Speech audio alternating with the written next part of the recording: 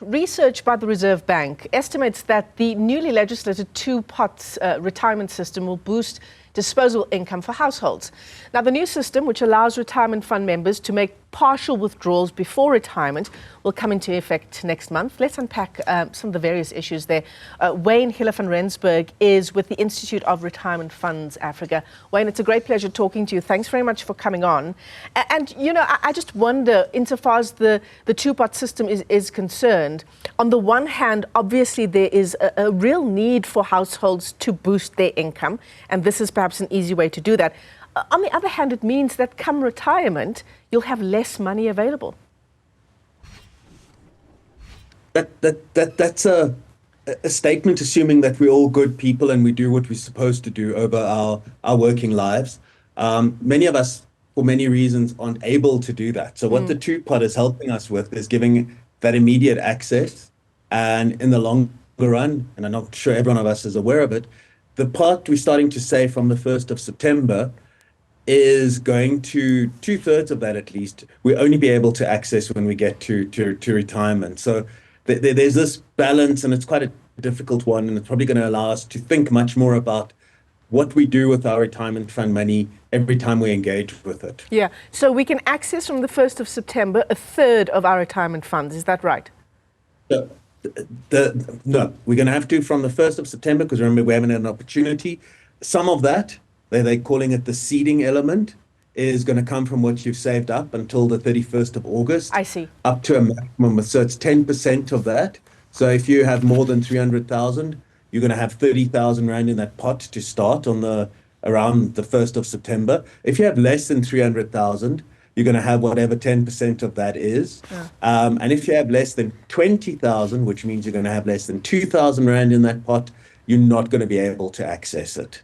Okay, so it really depends on a whole range of issues, right? It does. When you started saving, and how much you have at the particular date at which the two-pot system comes into effect. For now, to sort of understand where we start at the 1st of September, and then going forward, you're absolutely right. It is that 1/3 of what we're saving from the 1st of September going forward. And I imagine, Wayne, that this is not something that comes to us for free. There are taxes involved. Oh, for sure. And I mean, that's the other thing one really needs to apply your mind to is, if I take this money, is it going to push me into a different tax bracket? Because the way it's taxed is it's added onto your income tax. So if you're earning 100 now and you take 10, your tax base is moving from 100 to 110, which means in all likelihood you are going to pay more tax, or it might push you into a new tax bracket, which means you pay even more tax. So, I mean, this is a difficult question, I suppose, to answer. But is it worthwhile? I mean, on the one hand, absolutely. There's a very real need in households, right? Consumers are buckling under the pressure of the current economic climate. But just long term, is it worthwhile? Look, lots of people have crunched numbers, and you can talk about this endlessly because it's been such a hot topic for many people. And in the long term, if you really don't need the money, don't touch it. Obviously, that's always the first prize. If you do need it, think very carefully and think when you want to do it, taking into account the impact of immediate tax and also the impact of what your savings are going to be like in 20 years' time if you still have 20 years. Don't know if all of us remember that magic of compound interest. Every 10,000 Rand we take today might be worth whatever by the time we get to retirement, much more than 10,000. Yeah. One thing is for sure, in terms of striking a balance between, giving limited access and giving some relief, short-term relief for distressed consumers, that's the upside for sure. Without a shadow of a doubt. I think that there are many more upsides.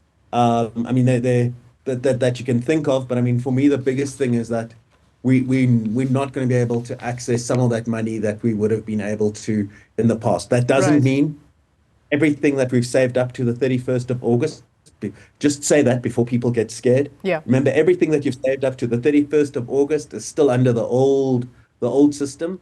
And when you change jobs or you resign, you can still access all of that as a lump sum. But it's everything new from the 1st of September that falls in a different category.